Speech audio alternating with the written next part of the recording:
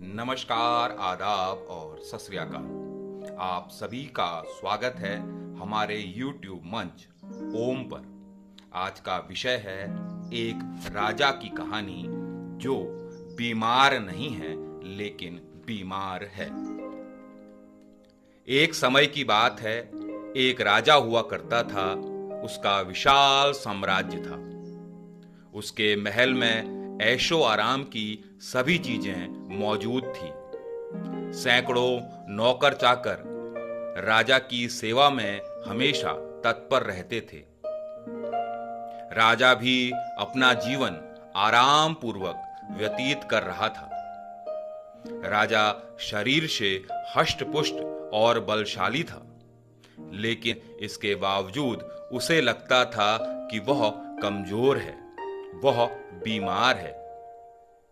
उसने अपने दिल की यह बात अपने सेनापति को बताई तो सेनापति चिंतित हो उठा और उसने तुरंत राजवैद्य को राजा की सेवा में हाजिर होने का हुक्म सुनाया।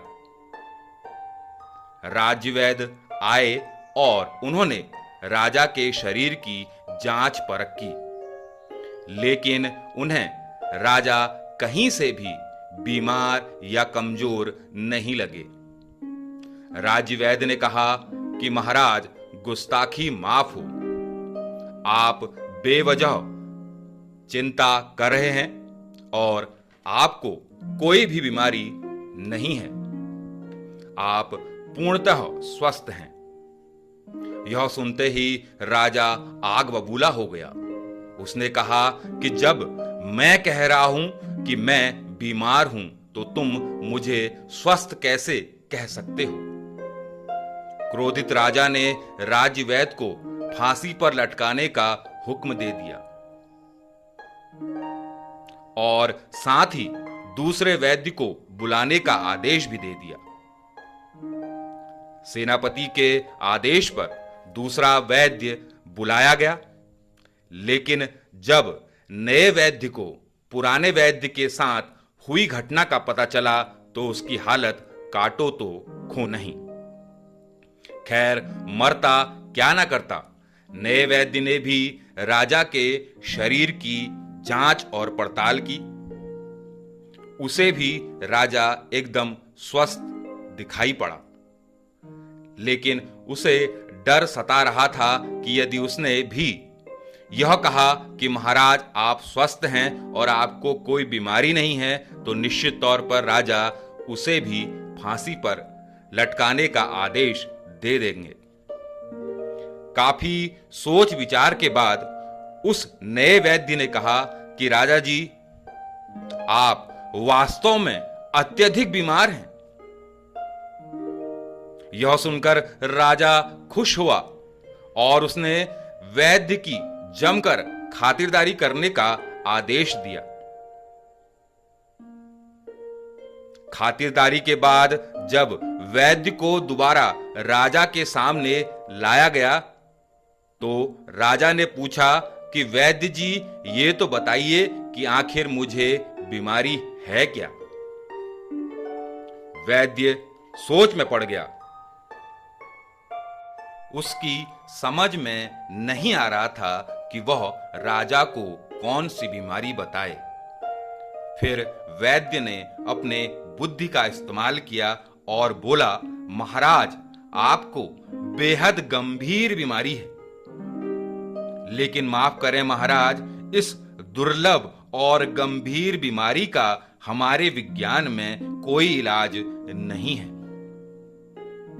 वैद्य की बातें सुनकर राजा चिंतित हो उठा और बोला, वैद्य जी, मेरी बीमारी का कोई ना कोई तो इलाज जरूर होगा।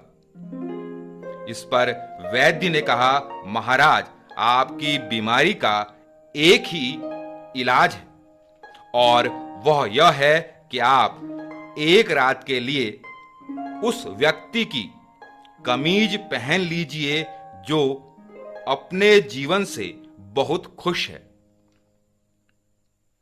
वैद्य की यह सलाह सुनकर राजा सहित सभी दरबारी आश्चर्य में पड़ गए। सभी ने कहा कि ये कौन सी बड़ी बात हुई। हमारे राज्य में ऐसे लोगों की कोई कमी नहीं है, इसलिए हमारे राजा जी जल्द ही ठीक हो जाएंगे। खैर, वैद्य की सलाह पर सेनापति ने अपने घुड़सवारों को दौड़ा दिया और ऐसे व्यक्ति की कमीज लाने का आदेश दिया जो अपने जीवन में खुश हो। घुड़सवारों ने राज्य का कोना कोना छान मारा, लेकिन आश्चर्य, उन्हें एक भी व्यक्ति ऐसा नहीं मिला जो अपने जीवन में खुश हो।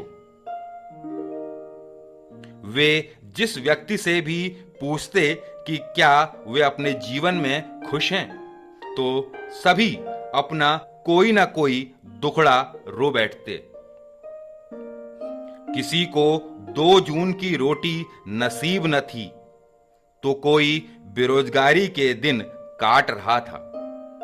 किसी को अपनी बेटी की शादी की चिंता सता रही थी, तो कोई साहूकार के बढ़ते कर्ज से परेशान था। खैर, जब घुड़सवार थक हार कर महल की ओर लौट ही रहे थे कि तभी उनकी नजर एक किसान पर पड़ी, जो अपनी मस्ती में कुछ गाता हुआ अपने खेतों में हल जोत रहा था। उसको आनंद में डूबा देखकर घुड़सवार उसके पास पहुंचे और उससे पूछा कि क्या आप अपने जीवन में खुश हैं? वह तपाक से बोला, जी हां, मैं अपने जीवन में बेहद खुश हूं। ऐसे में घुड़सवारों की खुशी का ठिकाना नहीं रहा। उन्होंने सारी बात उसे बताई और एक रात के लिए उससे उसकी कमीज मांगी। इस पर किसान बोला कि वह अपनी कमीज खुशी खुशी राजा जी को दे देता, लेकिन उसके पास तो कमीज ही नहीं है। यह बात सुनकर घुड़सवार आश्चर्य में पड़ गए और वापस महल को लौट आए। उन्होंने यही बात महल में आकर राजा और अन्य दरबारियों को बताई। उनकी बात सुनकर सभी हक्के बक्के रह गए कि कोई व्यक्ति बिना कमीज के भी अपने जीवन से खुश कैसे रह सकता है। सारे दरबारियों में इसी बात को लेकर कानाफूसी होने लगी, लेकिन बहुत देर तक सोचने के बाद राजा बोला, मेरे पास सुख सुविधा के सारे साधन हैं, नौकर चाकर हैं, लेकिन तब भी मैं अपने जीवन में खुश नहीं। मुझे लगता है कि मैं बीमार हूं, लेकिन वह किसान बिना कमीज के भी अपने जीवन से खुश है। ऐसा कैसे हो सकता है? राजा ने आदेश दिया कि वे उसी वक्त उस किसान से मिलने जाएंगे। जब उस किसान से मिलने के लिए राजा अपने महल से बाहर निकले, तो उन्हें बहुत अच्छा महसूस होने लगा। ताजी ताजी हवा उनके रोम रोम को छू रही थी। चिड़ियों की चहचहाट उनके कानों में गूंज रही थी। वे तरह तरह के लोगों से मिल और बोल रहे थे। ऐसा करते वक्त उन्हें महसूस हुआ कि वह स्वस्थ हुए जा रहे हैं। उस दिन राजा ने अपने राज्य का पूरा चक्कर लगाया और लोगों से उनकी दुख तकलीफों के बारे में बात की। और इस घटना के बाद राजा को जीवन जीने का तरीका आ गया। वह जब तक जीवित रहा फिर कभी बीमार नहीं पड़ा।